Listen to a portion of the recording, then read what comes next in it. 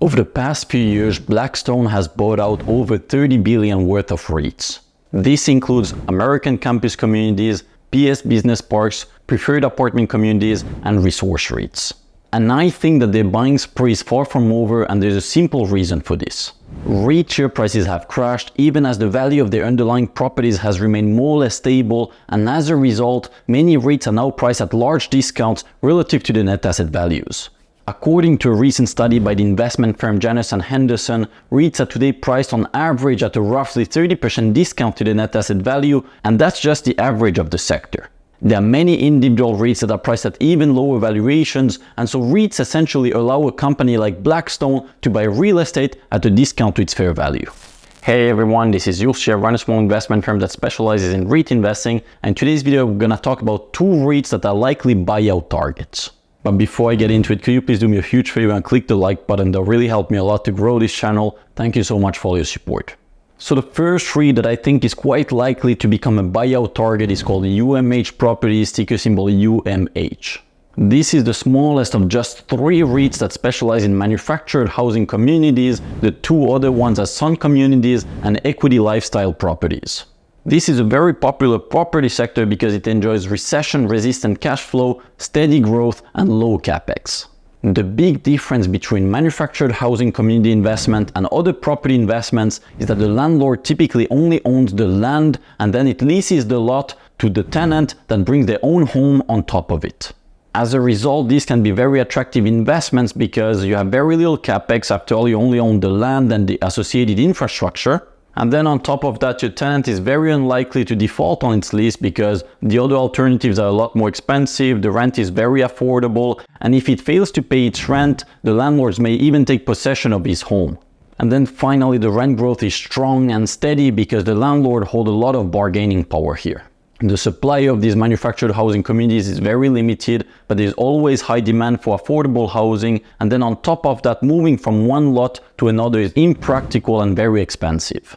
Because of all these reasons, there's always a lot of demand for manufactured housing community investments, but there are very few that ever come on sale. It's very tough to build new ones because gaining permits is almost impossible since no one wants a new manufactured housing community in their backyards, and the existing communities rarely ever come for sale because the landlords are typically long-term oriented, they see the clear growth in their cash flows, and they'd rather hold it for the long run to enjoy the appreciation of the property.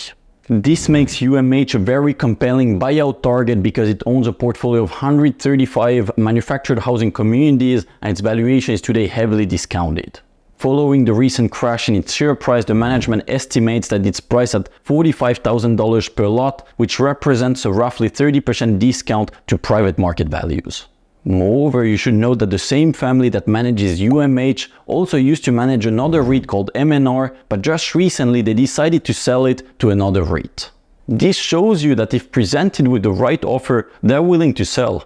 Moreover, the founder and chairman of these two REITs is today approaching 90 years old, and I suspect that he wouldn't mind selling to see these investments come full circle. Finally, UMH recently entered a new joint venture with Nuveen Real Estate, which is one of the biggest real estate investors in the world, to help them build their own portfolio of manufactured housing investments. But given how discounted UMH has now become, perhaps it could make sense for Nuveen to simply buy them out. I think that in case of a buyout, investors could expect to earn roughly 30 to 50% upside from here, and while you wait, you also earn a roughly 6% dividend yield.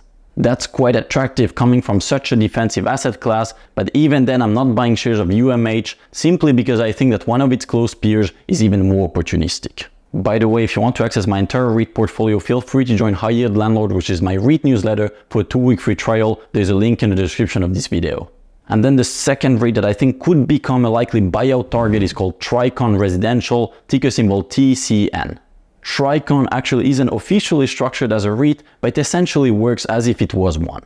It is today the smallest of just three REIT-like entities that specialize in single-family rentals. The two other ones are Invitation Homes and American Homes for Rent, and they're both quite a bit larger.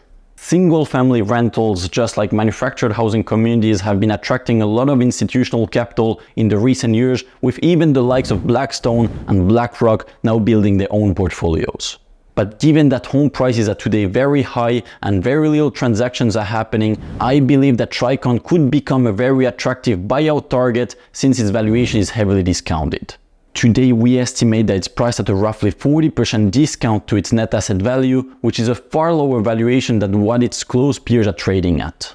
So here you may ask yourself, why is it so heavily discounted? Does it own low quality properties? The answer is no. Most of its properties are located in strong Sunbelt markets and enjoying rapid rent growth. This is exactly the same markets where Blackstone is invested in. So if it's not the assets, is it perhaps over-leveraged? Again, the answer is no. Today its loan to value is about 50%, which is a bit above average for a REIT, but still conservative for private equity standards. So is it simply poorly managed? And once again, no, that's not the case. This is a REIT that has a good track record of growth on a per share basis, and the management has a lot of skin in the game. So the problem here is not the assets, the balance sheet, or the management. Instead, I think that there are two other reasons why the company is so heavily discounted. The first one has nothing to do with the fundamentals of the company. It's simply that its primary listing is in Canada, and Canadian investors do not appear to have the same appetite for single-family rentals in Sunbelt markets. And then the second reason is that Tricon also has an asset management business managing capital for others to earn fees in exchange for it. Tricon will typically structure joint ventures in which it will put its own capital, but also pull capital from other investors in order to earn rental income and fee income on top of that. The public REIT market appears to dislike this model because it leads to complexity. Most REITs own 100% of their assets, and the REIT market likes this simplicity. But I actually think that this JV approach could be particularly interesting for other private equity companies which are also in the asset management business, seeking to earn fees for managing capitals for others. In that sense, Tricon could be seen as an opportunity by the likes of Blackstone to acquire the discounted equity in their properties, but also to acquire a growing asset management platform. And priced at a 40% discount to the net asset value, I believe that this is a very compelling value proposition to a lot of these big players. In a future buyout, the upside could be up to 50%, and while you wait, you earn a 3.5% dividend yield, and for this reason, I own a position in this company.